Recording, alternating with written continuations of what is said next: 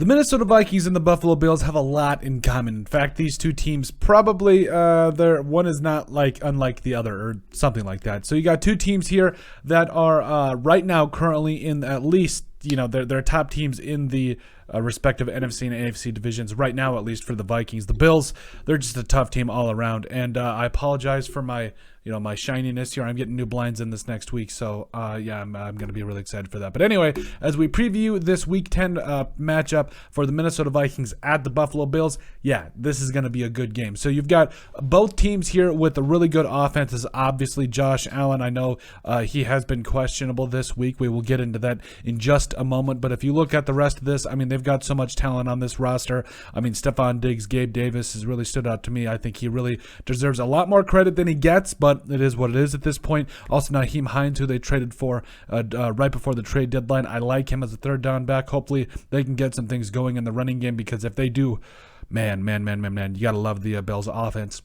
And then for the Vikings offensively, yes, Kirk Cousins and company, they have gotten it together. They have not put together a full and complete game yet. That's probably the most frustrating thing for the Vikings. They just have not put it all together yet. But, I do think moving forward that they're in a good spot. I do think that the Vikings slowly but surely are finding their way into putting together a complete game, and I think this is going to be a good game in a lot of different facets, because yes, you've got a good team in the Buffalo Bills that, quite honestly, probably should win the AFC this year, or be at least pretty close. But then you also have the Vikings, who, in my mind, they're really starting to scratch the surface of their full potential. And then defensively, yes, Dalvin Tomlinson, the Vikings star, in that 3-4 defensive end or 5 tech position, probably is going to be out for this game. We'll get into the injury report in just a second. But you also got Harrison Phillips, who's had a pretty good year. Also, Jonathan Bullard has shown some things. James Lynch and company have filled in nicely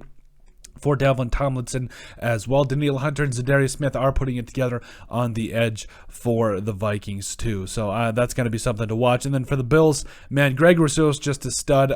Von Miller had a little bit of a rest day. He's really comes on strong for the Bills this year. Their defense is just, Leslie Frazier and company, it's just going to be a really good matchup all around, just to see how they match up with Justin Jefferson and all the Vikings weapons, including TJ Hawkinson. I can't believe we almost forgot to mention TJ Hawkinson. We'll bring it back offensively here. Yeah, TJ Hawkinson in his first game, 9 catches, 70 yards for the Vikings. I think he's going to be someone that you really want to watch if you're the Bills, and see if you can, because he's a guy that when you put him in the middle of the field, he just makes plays for the Vikings, and he makes their offense different in that regard, because historically, the Vikings haven't had someone in the middle in a long time, so he definitely helped the Vikings out there. As we go back defensively here, the Vikings, it's Josh Allen and Stephon Diggs and all those weapons.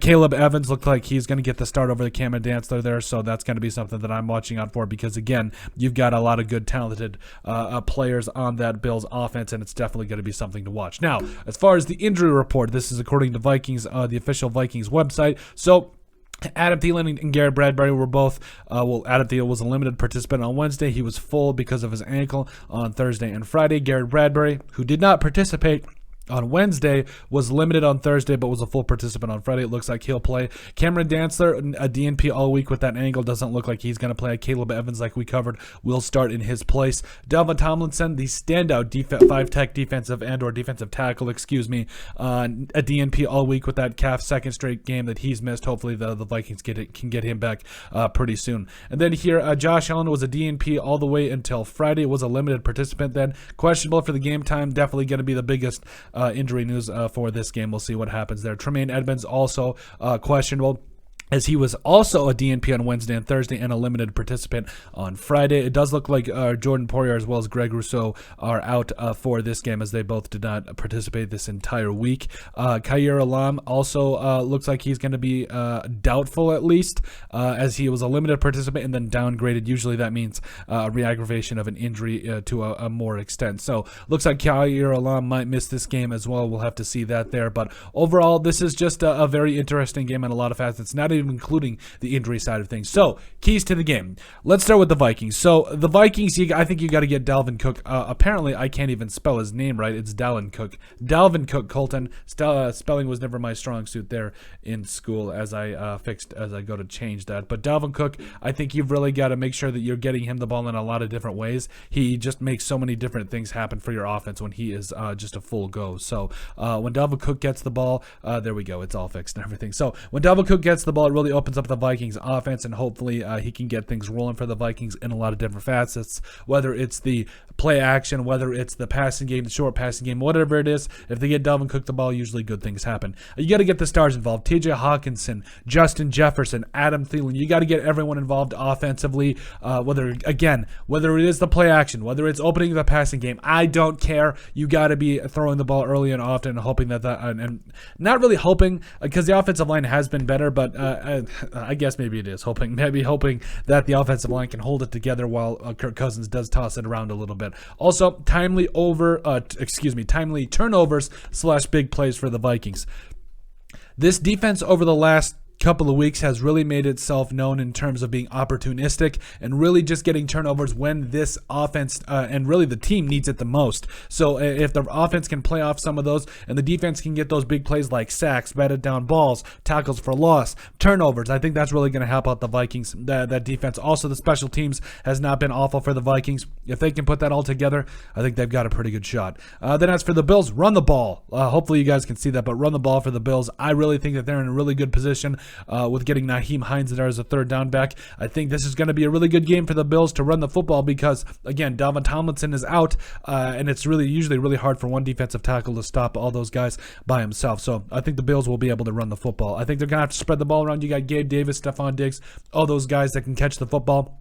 The more you can spread it out and make it tougher for the defense, the better you are off. So I think they're going to do some things there. Also, the D-line game. So the Vikings offensive line has greatly improved this year. Christian Darrisaw is playing like an all-pro. Ezra Cleveland continues to step up at that left guard position. And then at center, Garrett Bradbury, he has stepped up a lot this year. But the big point of emphasis, the big point of attack you really got to go after is the rookie right guard, Ed Ingram. I think that the Bills need to make sure that they are putting everybody on him. Von Miller, everybody just doing a whole lot of different things against that right side of the line for the Vikings. Even though Brian O'Neill's played very well this year, Ed Ingram definitely is the weak spot so far on that Vikings O-line, and I think that they've got to make sure that they are targeting him early and often in this one. But that's it. That's our preview for the Week 10 matchup between the Minnesota Vikings and the Buffalo Bills. Make sure you guys like and subscribe down below. Leave a like and a comment. It helps people find the show. We greatly appreciate all the support that we've gotten and continue to get. You guys are all truthfully awesome. We love every single one of you.